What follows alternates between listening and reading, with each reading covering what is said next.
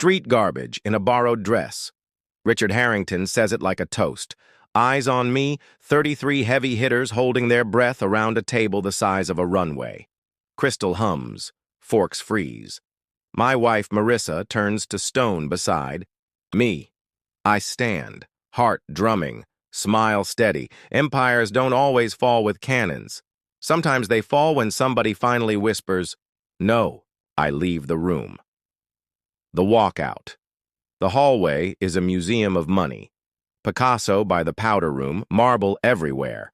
Behind the doors, the murmurs begin, a feeding frenzy. They expect me to explode or crumble. Marissa catches me on the steps, mascara, running. "I'll make him apologize. Please, let me fix it." "No," I say. "He didn't slip.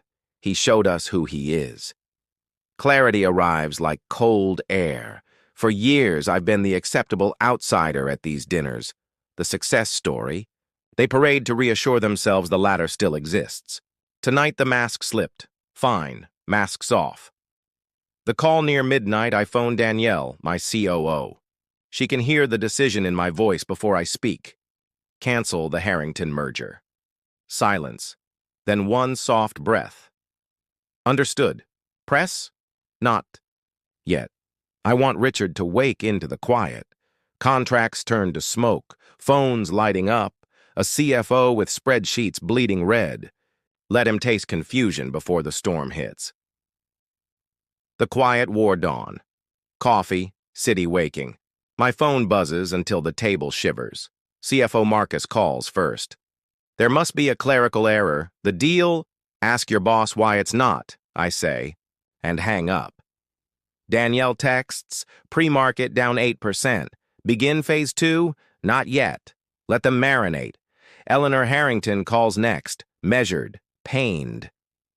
"There seems to be confusion." "There isn't," I tell her gently. "Your husband was clear. I grew up with nothing. Foster homes, shelters, a library card, and Wi-Fi. Hunger built cross technologies, not heirlooms. Richard thinks my past is a weakness. It's armor." The lobby an hour, later Danielle. "He's in your lobby, demanding. Tell him I'll be down in an hour." I reorganize a drawer. Take a long shower. Put on my best suit, not to impress him, but to honor the moment. When I enter the glass conference room, the king of last night looks like he lost a sword fight with. The morning, tie-stained, hair wild, pride in shards. "I apologize," he forces out, each syllable expensive. I laugh. "Drunk words are sober thoughts, Richard. You meant everyone." He blinks. Panic shows. "Please, I need this deal. The board. If we lose Morrison, we lose Patterson and—" "Your empire isn't collapsing because of me," I say, leaning in. "It's collapsing because you believe men like me don't belong at your table. I never needed your club. I built my own." Silence. Lesson delivered.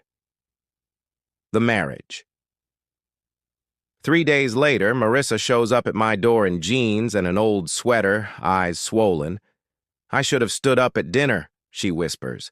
I froze. "If I walk away from all of it, the money, the name, do you still want me?"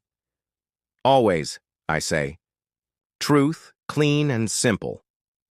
The board smells blood by Thursday.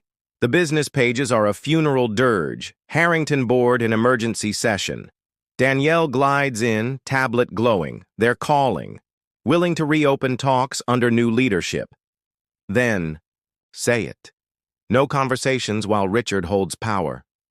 Clarissa, his daughter, calls in tears. "Please, people will lose jobs." "Your father should have thought of them before he performed at dinner," I say, soft but firm. "I'm not destroying anything. I'm refusing to prop it up." Gregory, Marissa's brother, phones to spit insults. I let him empty the tank and hang up. Eleanor, Marissa's mother, begs for mercy. "I'm not your executioner," I tell her. Richard chose this. Tipping point Monday, 8:15 a.m., Danielle delivers the crown. It's done. Vote of no confidence, 11-2. Patricia Morrison is interim CEO. She wants to talk. I savor it. Not vengeance, verification. The market agrees by afternoon. The stock rebounds without the heir at the helm. By Tuesday, Morrison say. Crosses on paper. A better deal than the one Richard dangled.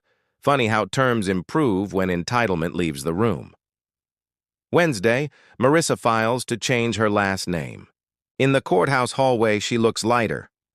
I don't want our kids thinking arrogance is a virtue, she says. Then we build something else, I answer. Clearing the rubble. The new leadership strips portraits, retires the shrine of a corner office, rewrites policy with respect at the center. Productivity rises because fear leaves. Marcus, the CFO, visits. I spent years justifying him, he admits. Should have spoken sooner. Start now, I tell him. Build something you're proud of. Richard reads about his exile like everyone else. On a phone screen. Access revoked. Royalty demoted to civilian. Money remains. Power evaporates. He goes quiet. 6 months later, we marry in a small Vermont chapel. Wildflowers, folding tables, real laughter. Guests aren't senators. They're people who mattered when it was hard. Mrs. Rodriguez from the diner, my college roommate, Danielle and her husband, engineers from both companies. Clarissa sings 3 songs that carry new weight. Eleanor brings a cake she baked herself. It tastes like relief. Gregory stays gone, nursing grudges behind gates. Some people learn, some marinate.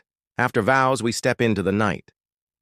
Stars here don't compete with skyscrapers. Do you ever regret it? Marissa asks. She means the nuclear option, the deal I killed, the man I toppled, the empire I refused to join. Never, I say. Money you didn't earn is dependence. Power you didn't build is borrowed time. What we have, what we're building, can't be taken. The truth about that dinner isn't that Richard insulted me. It's that he gave me back my hunger. He forced a choice. His approval or my self-respect. I chose the only thing that lasts. Empires built on inheritance and casual cruelty are brittle. The whisper that breaks them is simple. Enough. We didn't just win. We refused to become what we fought. And the echo of that choice, the quiet, relentless roar of the underestimated, will outlast the chandeliers.